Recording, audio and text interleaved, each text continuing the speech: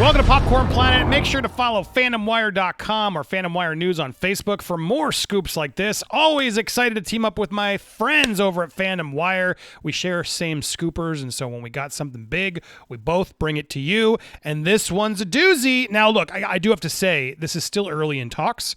It's early in talks, but let me break down what it is before I get to anything. I am also going to talk about the season finale of Mando, Part 2.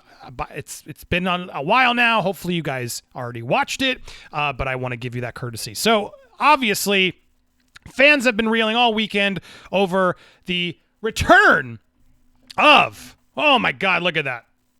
Look at that. Bravo! This was unbelievable. This is what fans wanted to see in the sequels. They wanted to see Luke in his prime. Now, obviously, he couldn't then, but even still, like, he would have been even more, older in his master the Jedi powers.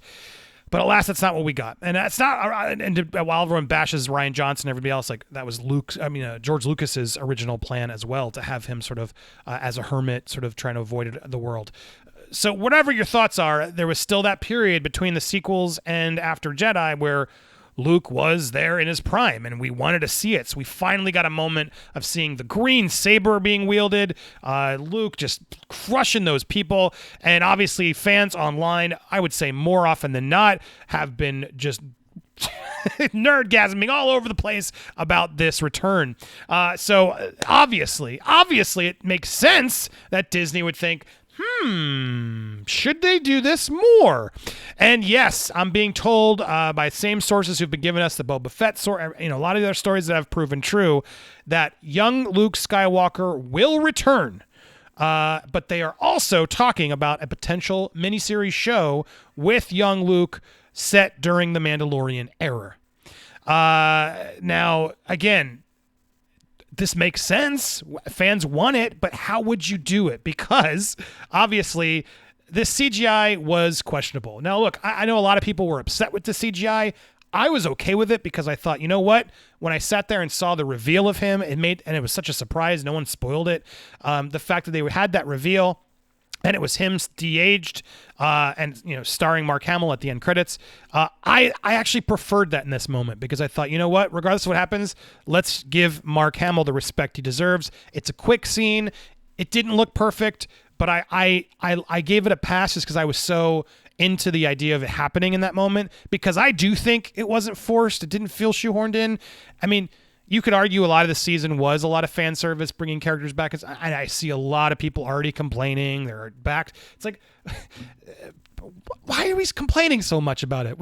The sequels are worthy of complaining about, but people are still like using that to justify why this still sucks. And no, it's still not good. People just are. You can't satisfy Star Wars fans. You just can't. So it's like Mandalorian's become too popular now, where it's like, nope, I'm going to crap on it now. It's stupid. Blah blah blah. I don't know what. This was a blast. This season was a blast. Good on Favreau. Good on Filoni. I don't know what fans want if this doesn't work, because to me, this was earned. Baby Yoda has force powers, and so a Jedi would come looking for it. And which Jedi would come looking for it after all those adventures?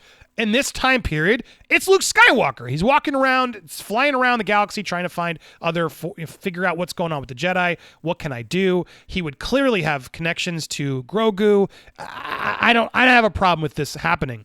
And the fact that it happened, I thought was beautiful. And it was a moment a lot of Star Wars fans had just been waiting for, to see this happen. And it was touching too. Now look, as I was saying, the CGI, it can get better. What's interesting about Disney Plus, right? They can digitize this later and just sub out the episode with a new remastered Luke look. As this de-aging thing gets better and better over the years, Lucasfilm has it on a hard drive. I'm sure this one's specially saved to say the Luke episode, hey, 3 years later, we've just remastered it again. It looks even better. Check it out. Fans will go watch it again in droves. And so can they do a series with de-aged Luke? Apparently they're figuring that out. They're deciding if they want to keep the de-aged Mark Hamill or recast with Sebastian Stan. Yes, they have talked about Sebastian Stan. Now, Sebastian Stan, if you aren't familiar, Winter Soldier, he looks so much like a young Mark Hamill. He really does. Look at these two comparison images.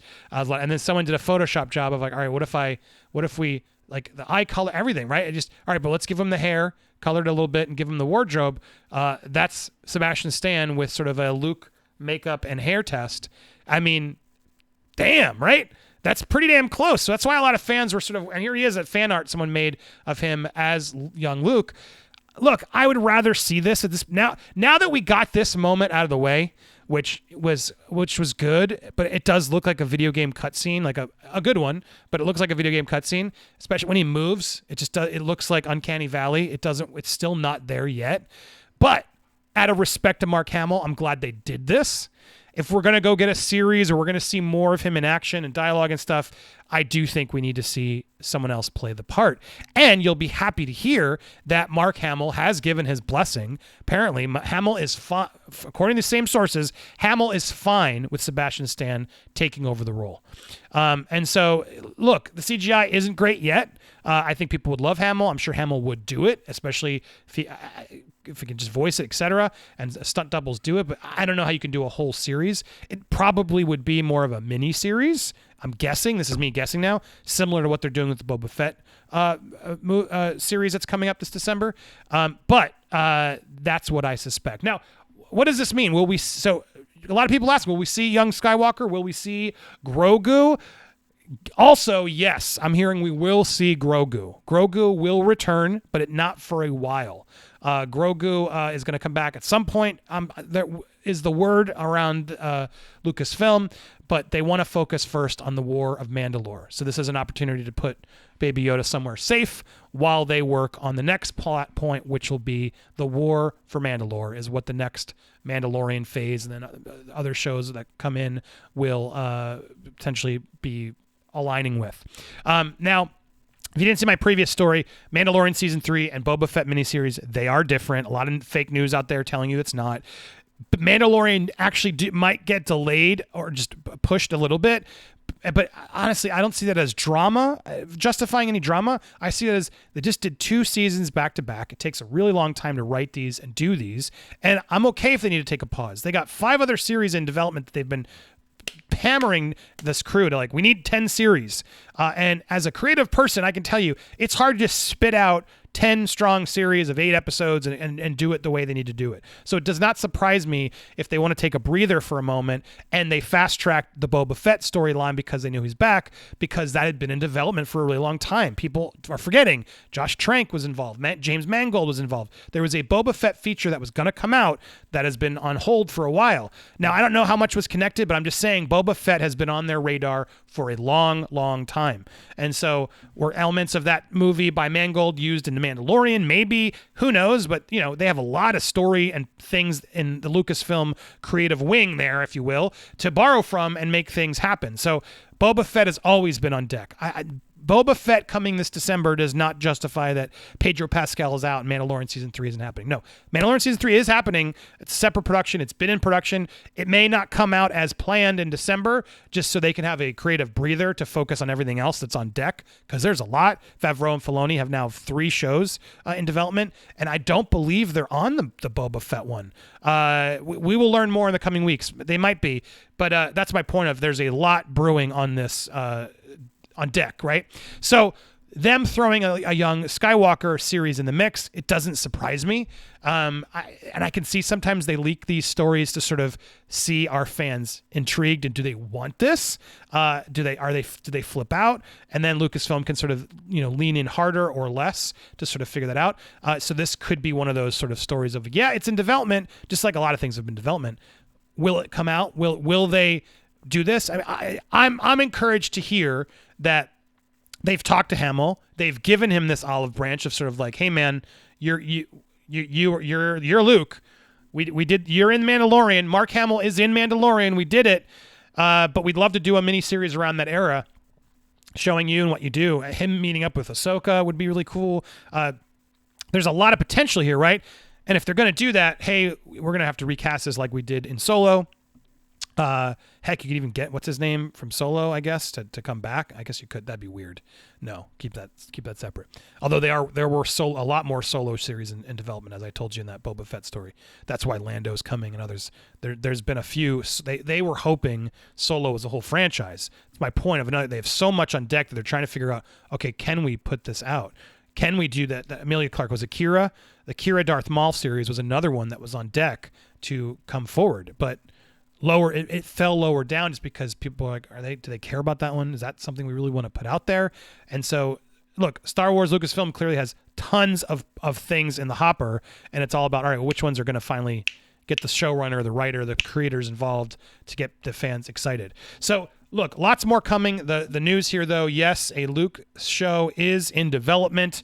They are talking about it. They want to do it as a show, and regardless, I'm told young Luke will return again, and this Mando era show could be on top of that. And regarding Grogu, yes, I'm told he will be back, but we will have a pause from Grogu for a while. I guess, guys, you can hear it here first. Grogu must have been really difficult on set, is what I'm thinking. It must have been really difficult on set. How else do you explain Grogu not being there in the why did they hand it off to Luke? Clearly Grogu was a diva and wanted to, have a mask on, and that's what happened. I told my sources say that was a joke. Clearly, I'm making fun of other scoopsters out there who refuse to acknowledge maybe my source was wrong. Maybe there was a tiff on set, but it seems like Mandalorian's still on track, starring Pedro Pascal, which it is. So that's what you have here. That's the latest. Tell me what you think down below, or hit me up on social media. I'm doing some cool giveaways over on my Instagram. Trying to grow my Instagram. I'm going to put some more content, giveaways. So go follow me at Instagram on Andy Signor. Would help a lot. And if you haven't already subscribed here for more scoops, click that subscribe, hit all alerts, smash that like button, and make sure to click on these videos as well. Thanks for watching, everybody. Stay tuned for more here on Popcorn Planet. May the Force be with you.